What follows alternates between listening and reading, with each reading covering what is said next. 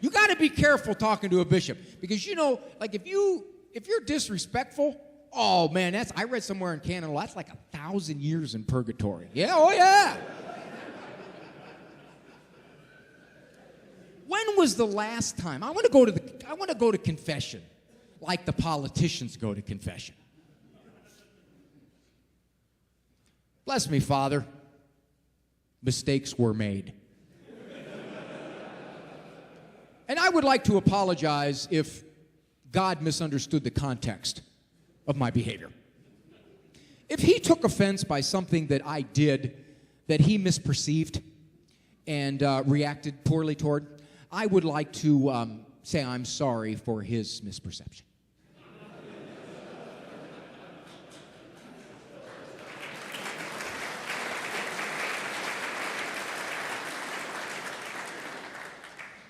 Gentlemen, you know what I'm hearing from more and more women? And I think this reflects what our culture has done to the strength of men. I'm hearing more and more women tell me that they are the authorities in their homes. That they set the rules, they set the expectations, they set the tone, they set the structure, and Disney Dad over here. Mr. Goodtime, Mr. Laid Back, Oblivious, Not Notice Nothing, Keep the Peace. Mr. Honey, I was that way when I was a kid. I think I turned out pretty good.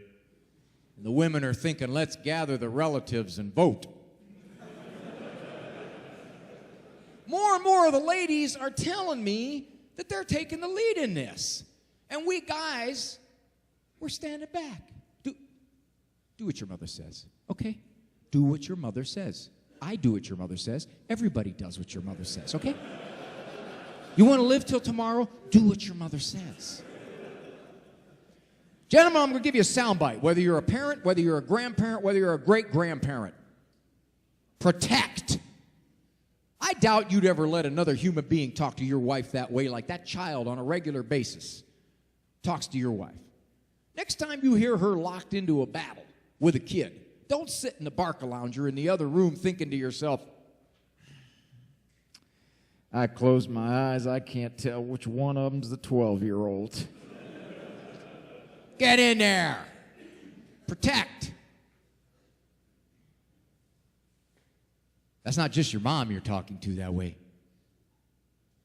That's my wife. You go up to your room. I'm going to find out what she wants me to do about this.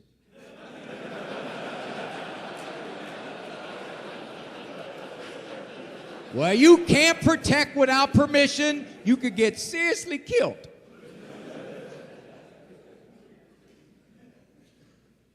And then I'm going to do more. I'll tell you what, gentlemen, you stand up for that woman a few times. Her style may stink. And you may think to yourself, my gosh, she drives me nuts too. Her style may be bad, but she has authority. And you back that up, and you protect it, and you take the lead in that authority, and they will feel very romantic toward you. Sometimes I'll give my boys a couple bucks. Go down and give your mother grief. I'll be right down. That worked pretty good till she found out I was only giving them a couple bucks. I said, well, honey, you are getting a little older.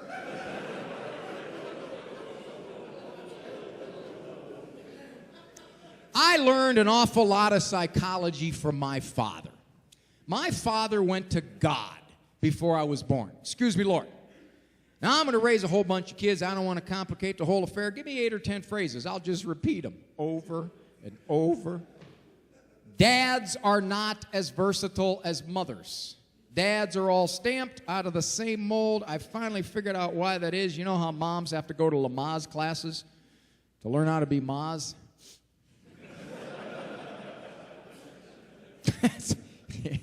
He's looking at me like, did I get batteries for the remote? Dads must go to La Paz classes to get their phrases. First time I heard this, I was 3 years old. You going to cry? I'm going to give you something to cry about. First father ever to fling that one around. Raymond, you go get me something to spank you with.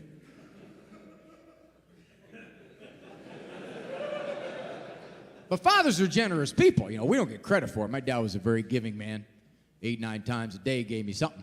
Dad, I can't shovel the snow. I got a bellyache. Raymond, I'm going to give you a bellyache. You know, she's always giving you something.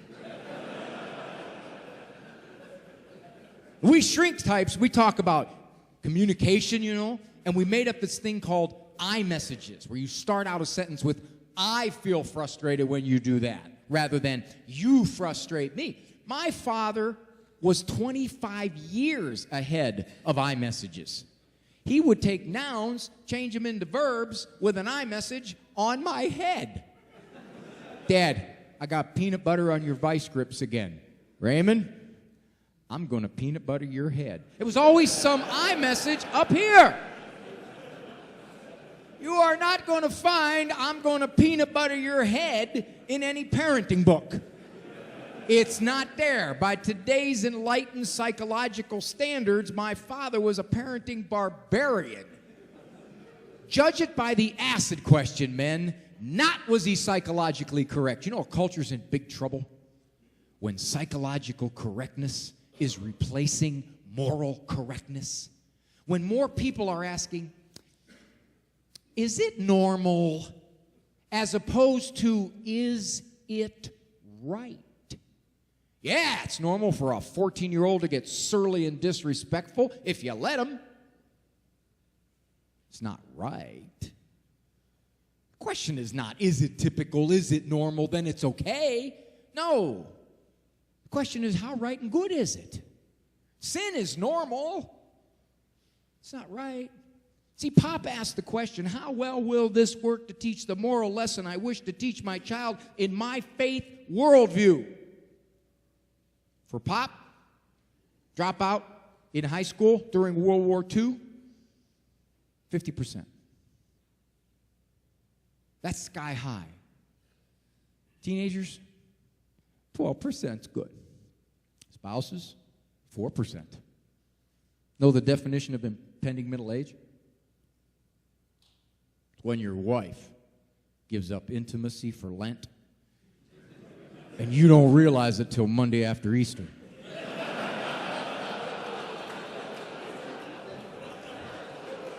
And these dudes are looking at me like, what's your point, man? Yeah, we know when Lent is, January 6th to August 28th. We know when it is. Bishop, when are they going to shorten up that church calendar there? Where is my dad getting this level of success? 2 things, he loved me desperately, and I know that. Come on, guys. I know you love your families. Look, you give up a Saturday to come here all day, listen to some guys talk on. No, you're unusual men. Either that or you got no life whatsoever. Or your wife said, get your butt over there. Yes, dear. Yes, dear. Yes, dear. The second part of the equation is what I deal with as a shrink all the time, and I see it among my family, my friends, and I know you all do. When Pop said to me, Raymond, I asked you once, leave your sister alone, please. Have a seat. Don't get up till I tell you. He didn't repeat himself 26 times, raise his voice to 140 decibels, negotiate with me for 4 hours through a federal arbitrator, promised to buy me a red Corvette if I got 9 stickers in a row. When Pop said, Raymond, have a seat, I had a seat. I couldn't conceive of getting up. I knew something real bad would happen. I didn't know what it was. I didn't want to find out. I never found out. I never got up.